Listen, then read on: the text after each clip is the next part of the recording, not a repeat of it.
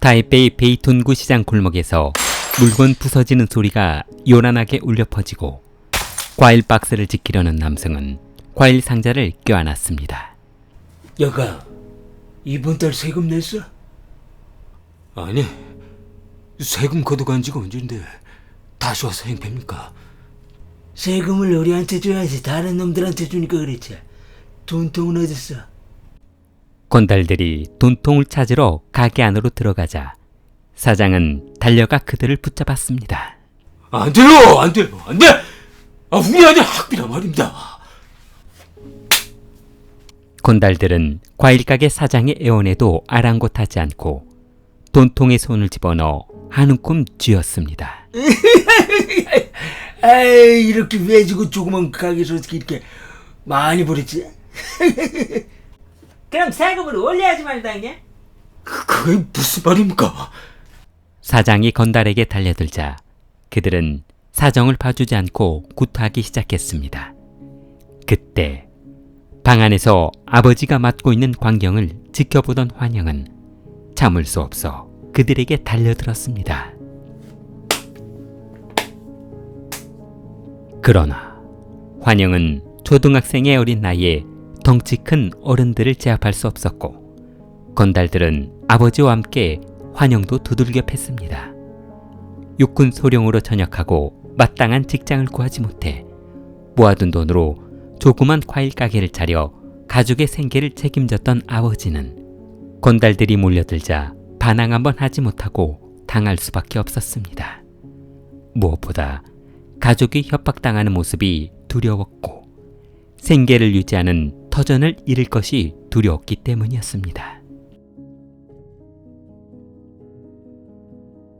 유환영은 중학교에 입학하면서 아버지 과일 가게를 보호하기 위해 소규모 조직폭력배 집단인 소매와파에 가입했습니다.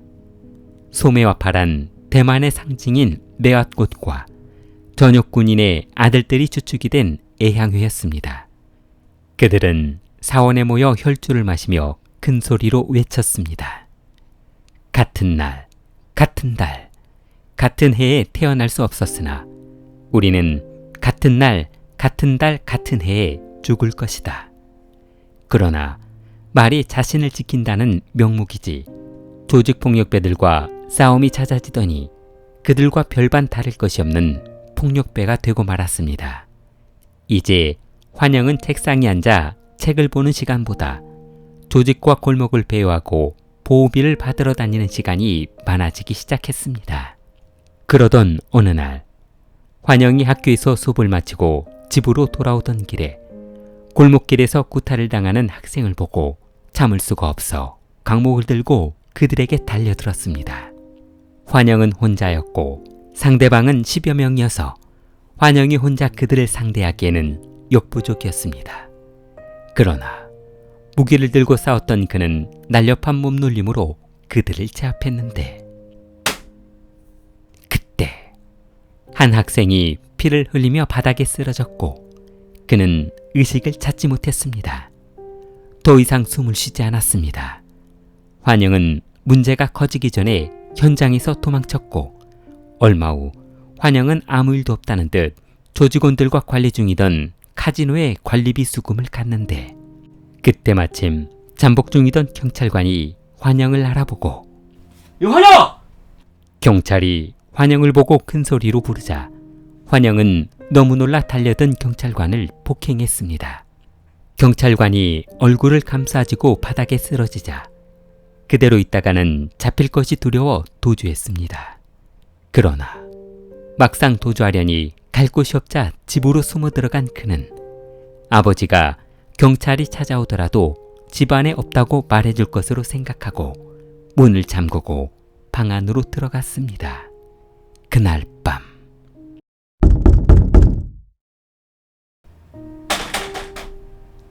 실례합니다. 실례합니다. 무슨 일이신지?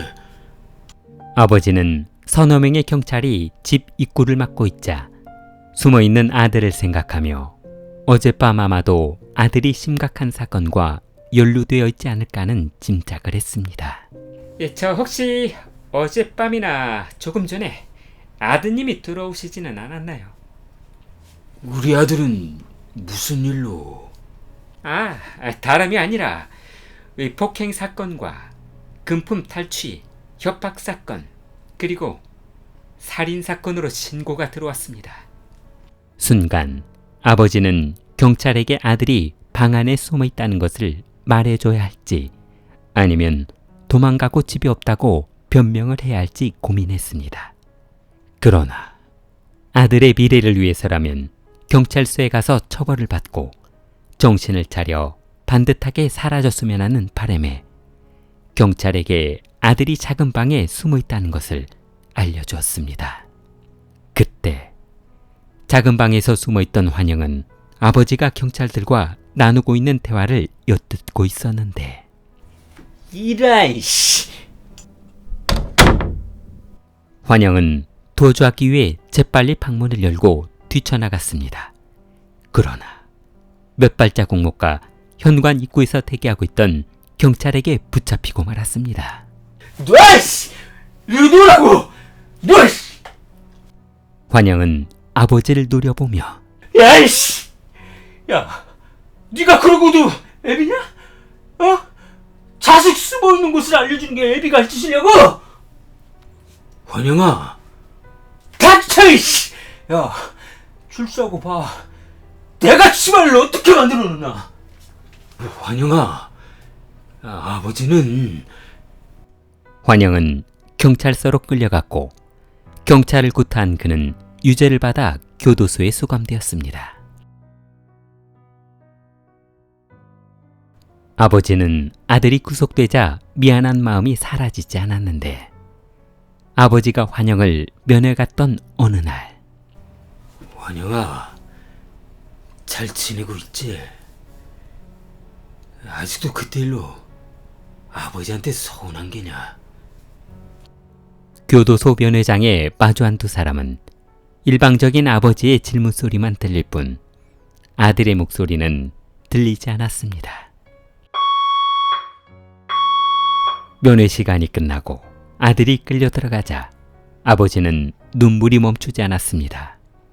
자신을 신고한 아버지를 증오하고는 있었지만 사실 그도 아버지를 사랑하고 있는 건 마찬가지였습니다. 교도소 담장 너머 백발이 된 아버지를 바라보던 환영의 눈가에 눈물이 촉촉하게 젖어 있었습니다.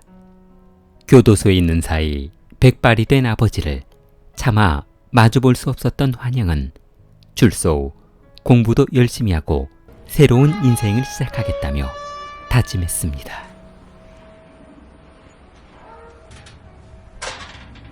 교도소 철문이 열리고 집으로 돌아온 환영은 다시 학교에 등교하며 학업에 집중했습니다. 아버지, 저 아버지처럼 육군 사관학교에 진학하려고요. 아버지가 그때 왜 저를 신고하셨는지 이해할 수 있어요. 아버지는 자신의 마음을 이해해주는 철든 아들이 감사할 뿐이었는데 아버지는 아무 걱정 없단다. 우리 아들이 아무 문제 없이 성장만 해주면 그냥 아무 문제 없단 말이다. 얼마 후 학교에서 조회 시간에 선생님이 학생들을 모아두고 사관학교 진학 희망자 신청을 받았습니다. 자, 똑바로 들어라. 육군 사관학교 진학 희망자는 1년 정도로 입학하고 준비된 서류를 조교한테 접수하면 된다. 알겠습니까? 선생님의 설명이 끝나기가 무섭게 학생 중 한 명이 손을 번쩍 들며 제가 전학습니다.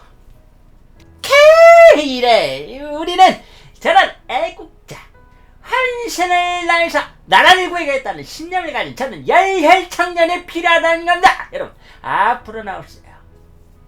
환영이 앞으로 나오자 자, 서류를 접수하시고 이쪽으로. 자, 떳떳하게 어깨 펴시고 저 옆에 서세요. 잠시 후 환영이 서류를 받아 검토하던 조교는 황급히 선생님을 불러 심각한 이야기를 주고받았습니다. 선생님,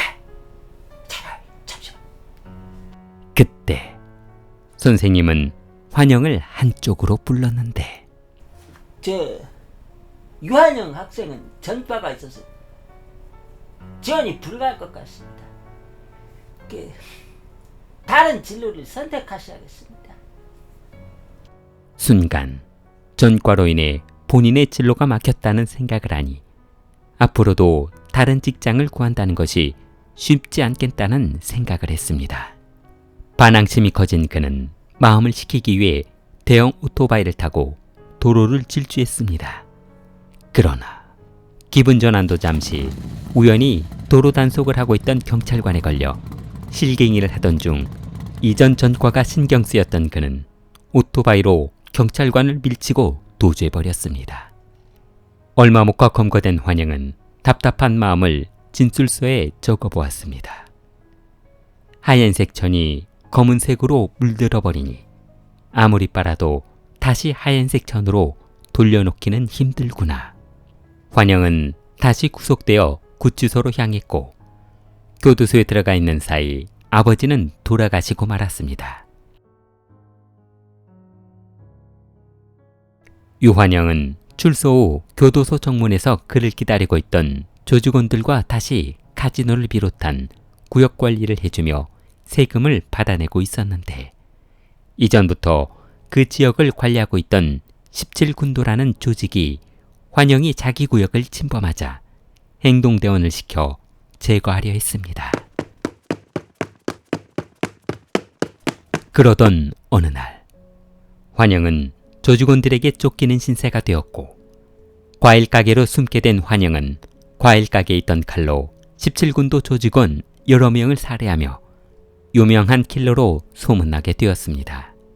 그는 대만의 유명 조직인 다중림 조직의 스카우트 되었고 이제 칼이 아닌 총을 소지하고 다니며 신속하고 정확하게 사건을 처리하는 킬러를 맡게 되었습니다. 어이, 환영이. 보스는 테이블에 권총 한 자루를 건네주며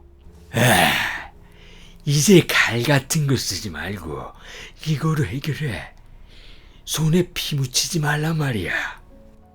환영이 조직에 들어간 지 얼마 지나지 않아 조직은 타중시 도시개발권을 가지고 상대 조직원들과 다툼이 치열했습니다.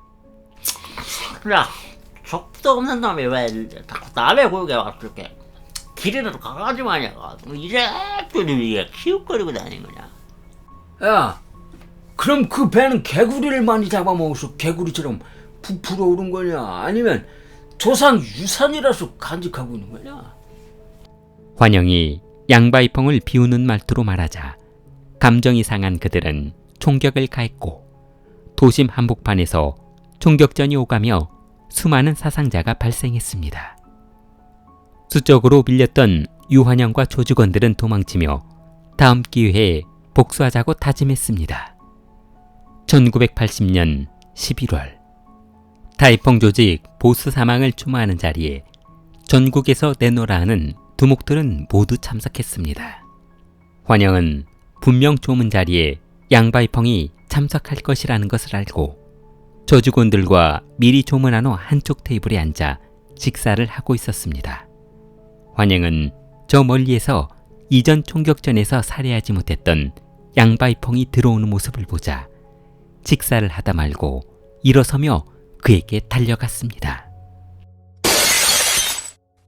그리고 허리춤에 숨겨 들어갔던 권총 2자루를 꺼내 양바이펑의 심장에 총을 쐈습니다.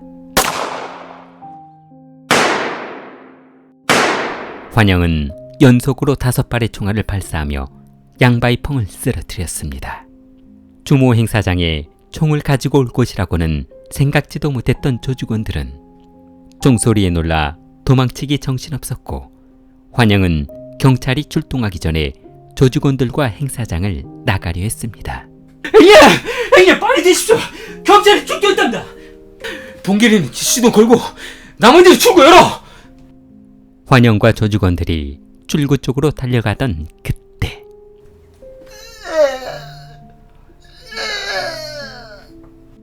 피투성이가 된 양바이펑이 살려달라며 바닥을 기어 도망치고 있었습니다. 양말봉이 살아있습니다. 뭐? 이런 끈질긴 놈. 환영은 다시 행사장으로 돌아가 양바이펑의 머리에 총구를 켜넣습니다.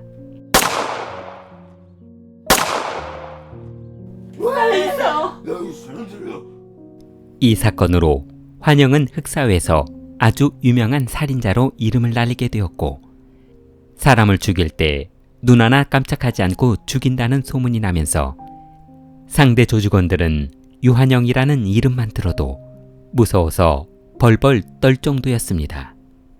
유환영의 활약으로 다중림파는 대만의 유흥가 타이중시를 조금씩 점령해 갔습니다. 환영은 조직의 활동 범위를 넓히는 과정에서 수많은 타 조직원들을 살해하게 되어 제거 대상 1순위에 올라 있었습니다. 타 조직원들은 그를 제거하기 위해 단 한시도 그의 미행을 놓치지 않았습니다. 그러자 환영의 조직에서도 추적을 피하기 위해 수단과 방법을 가리지 않고 노력했습니다. 환영아, 너 이러다가 언제 기습을 당해도 당할지 모르겠구나.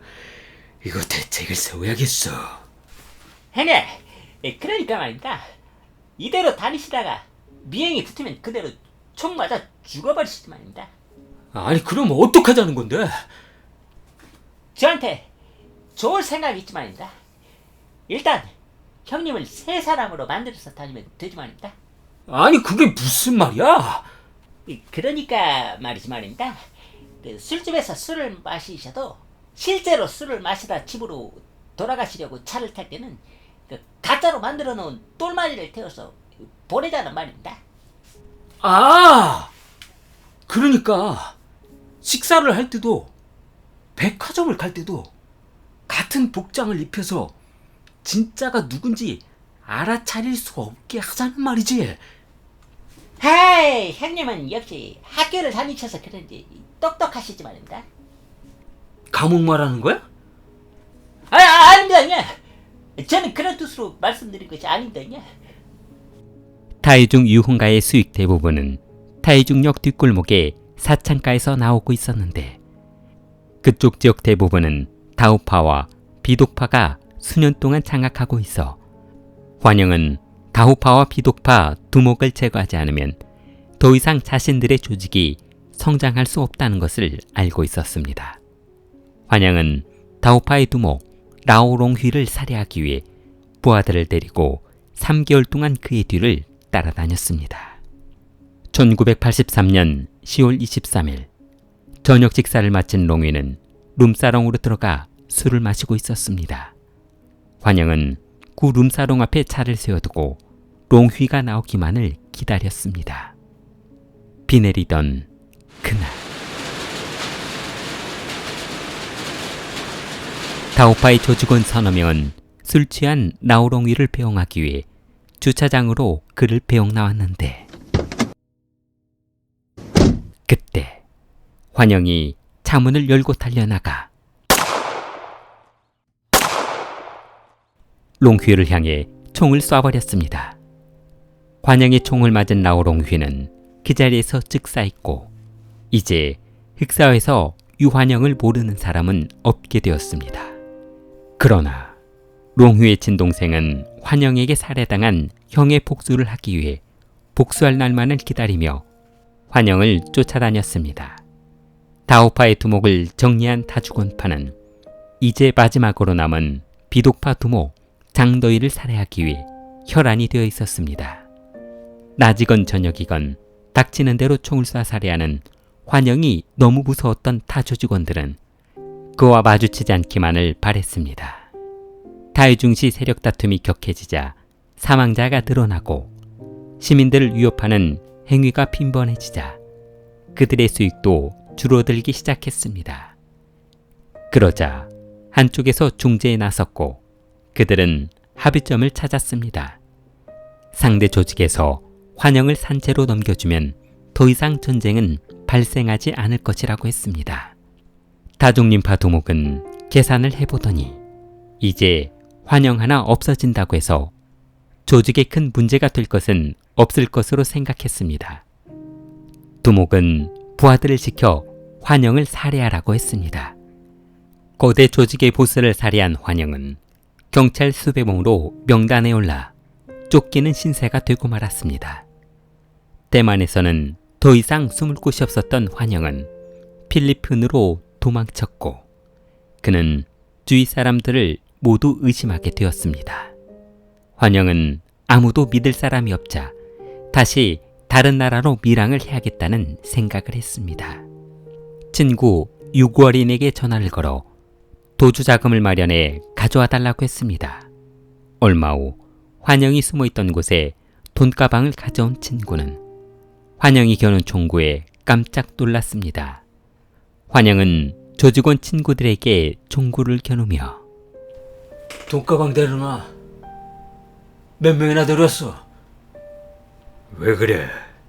나를 보미는 거야. 나는 혼자 왔어. 닥치고 몇 명이나 데려왔냐고! 현관문 앞에서 인기척이 들리자 돈가방을 들고 있던 친구 유구어린을 총으로 쏴 살해한 후 현관문에서 대기하고 있던 같은 조직원들을 살해해버렸습니다. 그는 도주하는 과정에서 같은 조직원조차 믿지 못하다 같은 조직원 친구인 유구어린 형제와 다수리인 양아이펑을 살해해버렸습니다. 그러나 그가 검거되고 난 후 사실이 밝혀졌는데 조직원 친구가 환영에게 돈을 건네주러 출발했을 때부터 이미 그를 살해하기 위해 보스가 킬러를 고용해 환영의 친구를 미행하라고 보낸 것으로 밝혀졌습니다. 유환영은 필리핀에 머무는 것이 매우 위험하다는 것을 알고 일본으로 밀항했습니다.